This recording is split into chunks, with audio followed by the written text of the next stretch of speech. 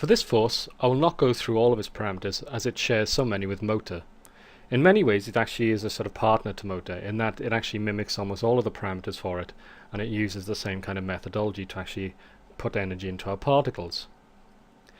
It's very, very similar basically, so as I said, I'll just run through the parameters now which actually make it unique from the motor force.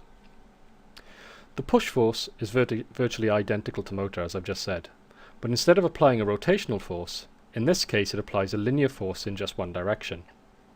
You can apply feedback to that force also, as you could in the motor, so that you can define a target speed to be matched by the actual force. Though in this space warp there appears to be a bug in the GUI, as you can turn on reversible target speeds, but the spinner will not actually allow you to enter negative values. You can get around this though by using MaxScript. I'll show you how to do that now. So if we turn on feedback on and we turn on reversible, we should actually be able to set a target speed which is below 0. If we try to do so though, you can see we're actually stuck with only positive values. So if I go up to MaxScript and I turn on the listener, I'll just bring it into the viewport here so you can see it.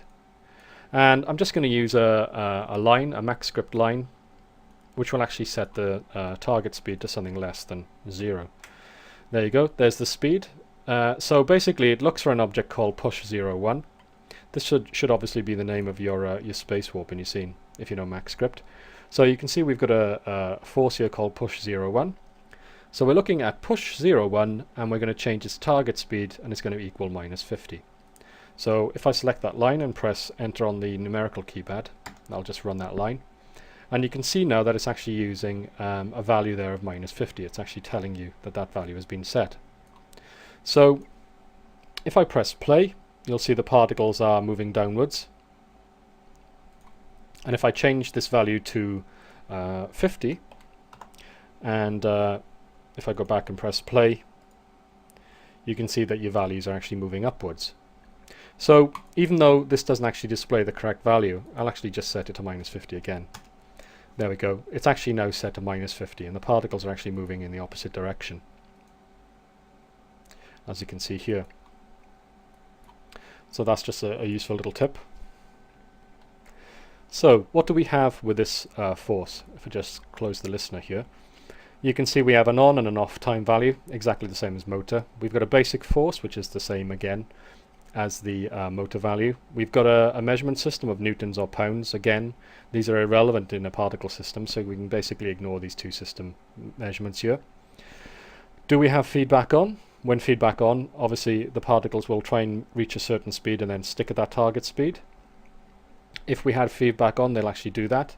And if we have reversible on, that allows us to set a target speed below 0, except, as I said, there's a bug and it doesn't actually allow that. You would have to use that MaxScript command that I just showed you. We have a gain value, which is how quickly it actually tries to reach that target speed and adhere to it.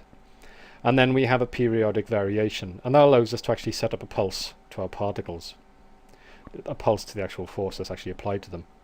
Then we've got a particle effect range, exactly the same as the motor force. As you can see, we've got the sphere here, and we've got a range that we've set up there. So let's see it in action. Again, if I press play, it's actually not doing anything at the moment because we haven't got a target speed to match. Well, we have, but it's a very, very low rate speed.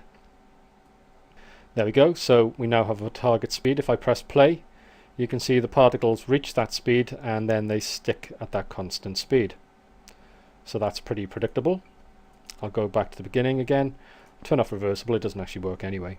I'll turn back feedback on. I'll turn that off. And now if I press play, you'll notice that our particles keep on accelerating. They just keep on accelerating and they'll shoot out to the top of the screen. Whereas if I turn feedback on, as I said, we get this constant speed that's reached, and then it'll actually adhere to that speed. So that's it, very simple. That's the push force, and again it mimics one of the sub-forces that actually was used in the vortex force. The advantage with this force is that you have feedback and it's actually more controllable. You also have pulsing as well, which is also a pretty useful feature as well. So that's it for the forces. Before we actually move on to have a look at collisions and then conclude this DVD, I'm actually just going to look at another topic to do with forces, and that is actually script wiring. And that's a very useful feature which will actually allow you to change the forces as they're applied to the particles on a per particle basis. Very, very powerful feature, and we'll have a look at that next.